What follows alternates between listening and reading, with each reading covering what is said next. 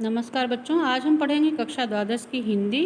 पुस्तक है अंतराल भाग 2, पाठ आरोहण। इसके लेखक हैं संजीव कुमार। बच्चों, 5 वीडियो में हमने पैराग्राफ 4 तक पढ़ लिया था। अब हम इसके भाग 6 में पैराग्राफ 5 पढ़ेंगे।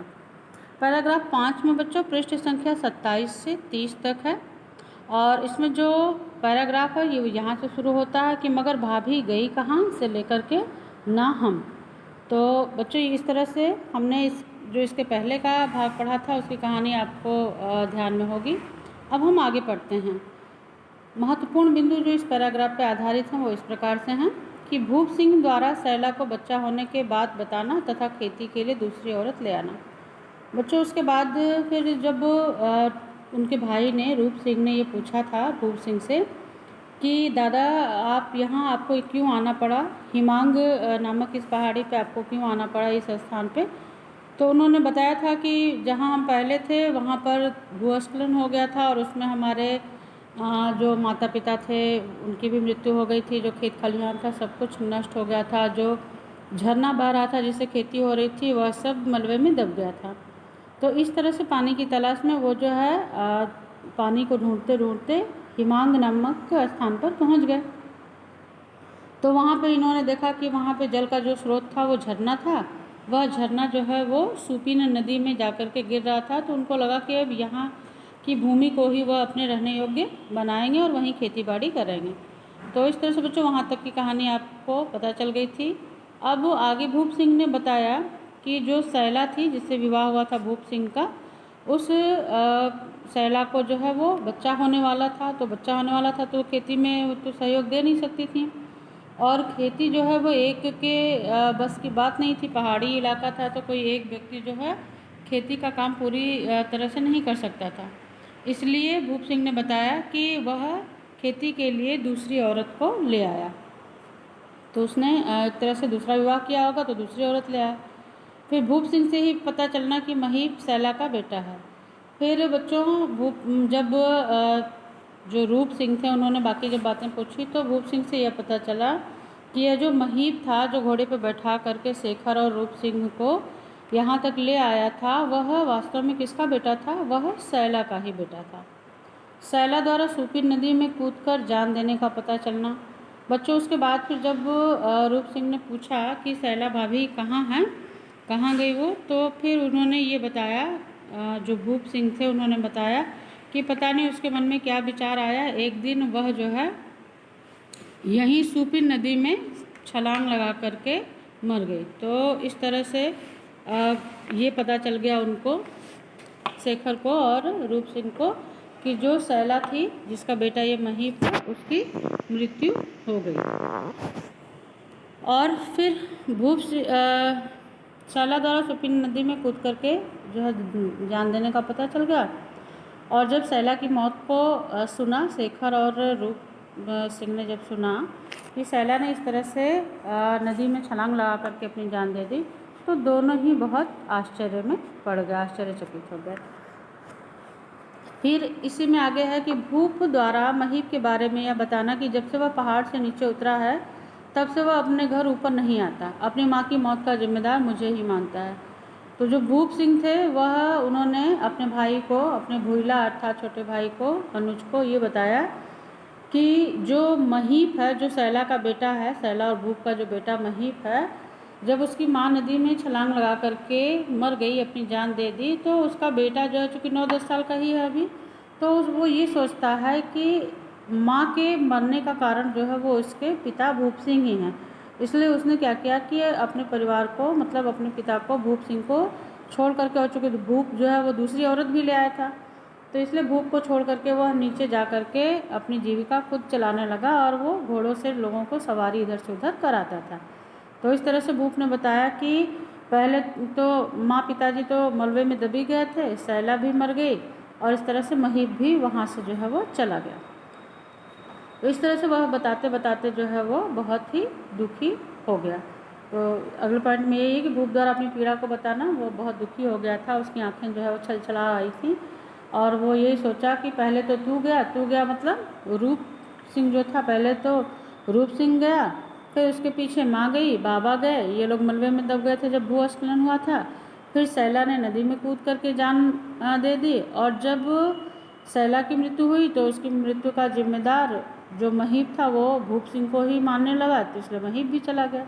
तो इस तरह से बेचारे अकेले थे और टूट गए थे एक तरह से। उनके साथ अब वही जो दूसरी औरत थी वही उनके साथ रहती थी। तो भूप को इस तरह से दुखी देखकर शेखर और रूप सिंह का दुखी होना, जब इन लोगों ने देखा कि इतना मजबूत इंसान जो है हर परिस्थितियों में इसने साहस नहीं छोड़ा, धैर्य धारण किए रखा, इतनी पहाड़ी पे इतनी ऊंचाई पे आकर के ये बस गए, जब उनको इस तरह से दुखी होता हुआ उन लोगों ने देखा तो वह भी दुखी हो गए। रूप सिंह द्वारा अपने भाई भूप सिंह को अपने साथ ले जाने की बात करना तथा भूप सिंह द्वारा कोई जवाब ना देना। जब बच्चों चूँकि 11 साल बाद रूप सिंह आए थे, तो रूप सिंह ने फिर जब ये सारी स्थिति देखी अपने भाई की भूप सिंह की, तो उन्होंने ये कहा कि अब दादा आप मेरे साथ चलेंगे और वहीं जाकर के रहेंगे और यह भी देखेंगे कि आपका भाई जो है वहाँ पर किस तरह से रहता है। अर्थात वो तो बहुत अच्छे से ही रह रहे थे। रूप सिंह जो थे मसूरी में तो बहुत अच्छी तरह से रह रहे थे, उनको सरकारी क्वार्टर मिला था, सब सुख सुविधा उन्होंने अपनी बना ली थी। तो इस तरह से वो उन्होंने कहा ये कि आप चलिए और अब मेरे साथ ही रहिए, लेकिन भूप सिंह ने कोई जवाब नहीं दिया। फिर उसी दौरान जो है एक अंदर से आवाज़ आई और वो आवाज़ थी बैलों की। तो भूप सिंह ने कहा अच्छा भाई तुम्हें भी देखते हैं। तो वहाँ पे जाकर के उन्होंने अपने वो जो उनकी झोपड़ी नुमा थी वहाँ से दोनों बैलों को खोला और बाहर ले आए, उसको चारा आदि डाले। इतने में शेखर द्वारा बैलों के बारे में पूछना कि इन्हें इतने ऊंचे पहाड़ पर कैसे ले आए। जाहिर सी बात थी, लाजमी था ये पूछना कि जहाँ मनुष्य खुद नहीं चढ़ के चल पा रहा है और कोई सामान नहीं लेकर के चढ़ सकता, इतनी ऊंचाई है, वहाँ ये बैल कैसे पहुँचे। उनके मन में जिज्ञासा उत्पन्न हुई। तो शेखर ने पूछा कि दादा आप इतनी ऊंची पहाड़ी पर इन बैलों को कैसे ले आए। तो उन्होंने मजाक में कहा कि इन बैलों को मैं अपने कंधे पर बैठा करके ले आया हूँ। जब तुम्हारे जैसे 2 लोगों को बैठा करके मैं यहाँ तक ला सकता हूँ तो क्या इन बैलों को नहीं ले सकता।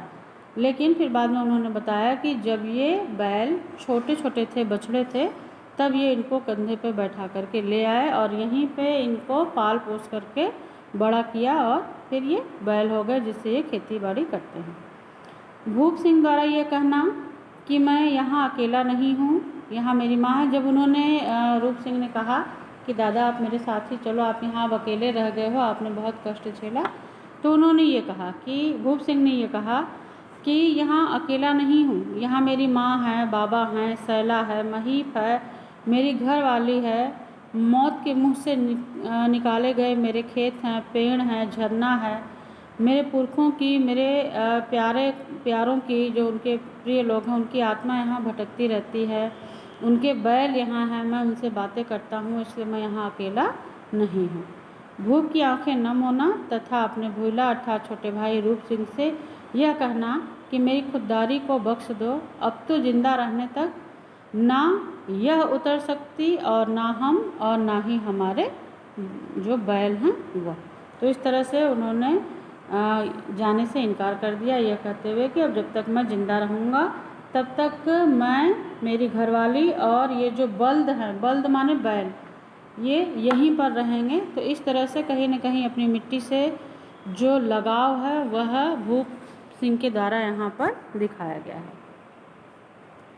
इसके बाद बच्चों इस पे आधारित छोटे छोटे प्रश्न हैं जो पैराग्राफ से आपको कंफर्म हो गए होंगे अब तक। अभी जब मैं आगे पढ़ूँगी तो भूप सिंह ने अपनी पत्नी सैला और महीप के बारे में क्या बताया, यही बताया कि सैला जो है वो को जब बच्चा होने वाला था तब वो दूसरी एक औरत ले आया ताकि खेती बाड़ी का काम चल सके, और सैला का ही पुत्र जो है वो महीप है। कुछ समय बाद सैला ने सूपी नदी में छलांग लगा करके अपनी जान दे दी थी। तो इस तरह से उनके बारे में ये बताता है। शेखर और रूप सिंह क्यों आश्चर्यचकित हो गए, इसीलिए आश्चर्यचकित हो गए कि वो सोचे नहीं थे कि जो सैला है वो इस तरह से अपनी जान दे देगी। तो जब उन्होंने ये बातें सुनी तो वो आश्चर्यचकित हो गए। भूप सिंह ने 2 बैलों के बारे में क्या बताया, अभी भी मैंने बताया आपको कि दोनों बैलों के बारे में ये बताया कि जब ये छोटे बछड़े थे तब इनको मैं कंधे पर एक एक करके लाद करके यहाँ तक इस पहाड़ी पर, हिमांग पहाड़ी पर मैं ले आया था जहाँ वो रहते हैं, और यहाँ आकर के ही इनका पालन पोषण किया। और इस तरह से ये दोनों बैल बड़े हो गए। रूप सिंह ने जब अपने भाई भूप सिंह को अपने साथ चलने के लिए कहा तो उन्होंने जाने से मना क्यों कर दिया? तो बच्चों अभी मैंने बताया, उन्होंने कहा कि मैं यहाँ अकेला नहीं हूँ, यहाँ मेरी माता हैं, मेरे पिता हैं, मेरे पुरखे हैं, मेरे प्रियजन हैं, यहाँ सैला है, यहीं महीप है और यहीं उनकी खेती बाड़ी है जिसको इन्होंने मौत के मुंह से निकाला है। एक तरह से बहुत कठिनाई से खेत का फिर से निर्माण किया है। तो इन सब चीज़ों को, उनके बैल हैं, इन सब चीज़ों को अत्यधिक लगाव, आत्मीयता और अपनी मिट्टी के प्रति प्रेम होने के कारण उन्होंने रूप सिंह के साथ जाने से मना कर दिया। अगला है प्रश्न इसमें, पर्वतारोहण पर्वतीय प्रदेशों की दिनचर्या है, वही दिनचर्या आज जीविका का माध्यम बन गई है, उससे गुण और दोष का विवेचन कीजिए। तो ये बच्चों आपको अपने आप लिखना है। जिसे हम सोचते हैं ना कि पर्वत पे चढ़ना बहुत बड़ा काम है, वह वहाँ की जो पहाड़ी हैं वो उनकी प्रतिदिन की दिनचर्या है, रोज़ वो काम को वो करते हैं, पहाड़ों पे चढ़ते और उतरते हैं। तो लेकिन आज के समय में यह एक जीविका का माध्यम भी बन गई है। तो इसमें क्या दोष हैं और क्या इसके गुण हैं वो आपको लिखने हैं। ऐसे ही बच्चों पाठ के जो अभ्यास प्रश्न हैं वो 9 प्रश्न हैं। तो 1 से लेकर के 9 तक के अभ्यास प्रश्नों का उत्तर आप अपनी कॉपी में करेंगे और इन्हें अच्छे से बच्चों याद भी करेंगे। और पर्वतीय यात्रा पर आप एक निबंध लिखेंगे। आपने अगर कोई पर्वतीय यात्रा की है, कहीं गए हैं घूमने के लिए, तो आप उसका वर्णन जो है निबंधात्मक रूप में करेंगे। तो इस तरह से बच्चों ये पाठ था आरोहण, और आशा है कि आपको अच्छी तरह से समझ में आ गया होगा। धन्यवाद।